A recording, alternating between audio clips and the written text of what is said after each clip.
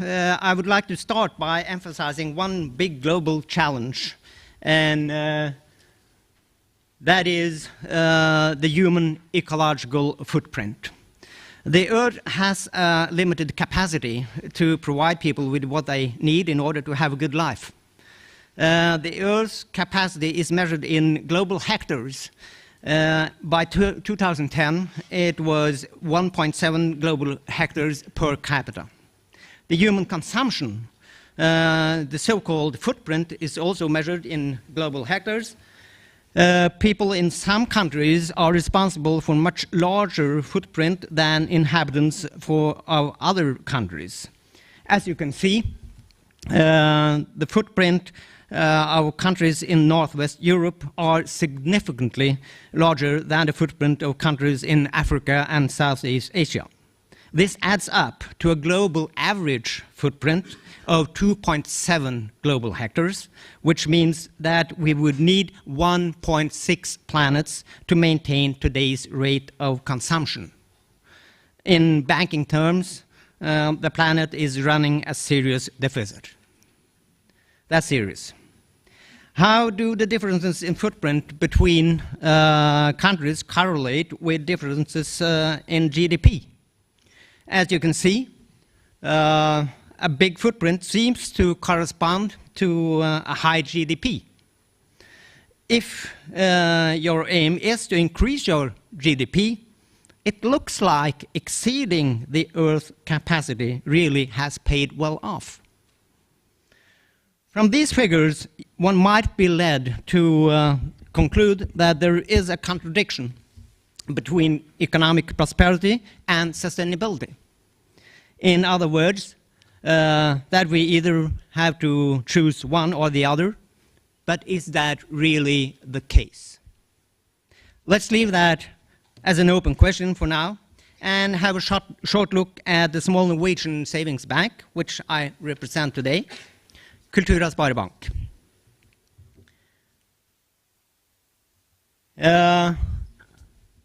It's one of the smallest, fully independent banks in Norway.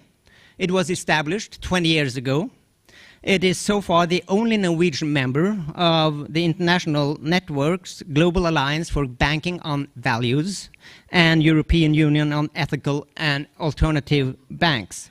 The basic idea is to provide sustainability and profitability, and to do that by means of banking.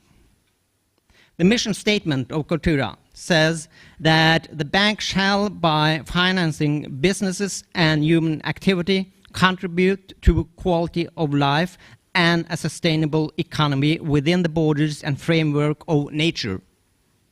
It is important to understand that this contribution by Cultura to the preservation of natural environment and the improvement of the social environment is not just a supplement or an add-on to the bank's commercial business. To fulfill the mission statement, sustainability has to be fully integrated into our business model.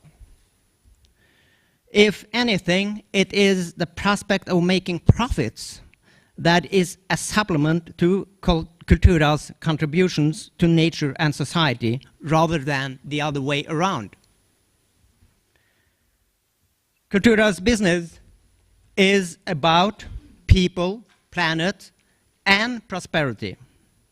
People and planet are mentioned first to give a clear signal of priority, while recognizing that prosperity is also a necessity.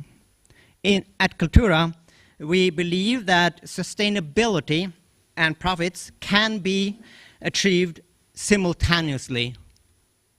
That is if, one, to make profits is accepted as a necessity, but not as a primary objective. Money as such are considered to be a tool, not something meaningful in itself.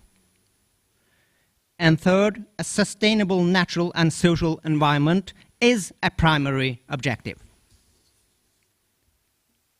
What does Cultura do to comply with its own mission statement. First, no credits are granted by the bank to any customer without an assessment of the purpose of the actual financing and how this relates to Cultura's primary objective of sustainability. This means that among Cultura's customers, you will find people and businesses doing organic farming, processing and distribution of organic farm products, ethical trade, eco-villages, eco-housing, cultural activities, education, mental health care, among other types of business and activities. When we assess the projects to be financed, we first ask for indications of the project's most likely impact on society's sustainability. Then we ask for indications of the project's most likely ability to make a profit, in that order. This makes it possible for Cultura staff and board members to make sure that the bank complies with its mission statement. But what about customers, investors, and other stakeholders? How can they know that Cultura's funds contribute to sustainability? The key word here is transparency. Cultura maintains an open record of the bank's business lending customers. All Cultura's business lending customers have to accept that. This principle of transparency is crucial if you want to give anyone the opportunity to check if the bank not only talks the talk, but also walks the walk. Now then, have I answered the question about the possible contradiction between economic prosperity and sustainability? Maybe not quite. To be honest, I think that today there is indeed a contradiction between prosperity in strict economic terms on the one hand and environmental and social sustainability on the other. As we have seen, a greater footprint equals a greater GDP. That's a fact. That's why we cannot go for a status quo solution. That's not an option.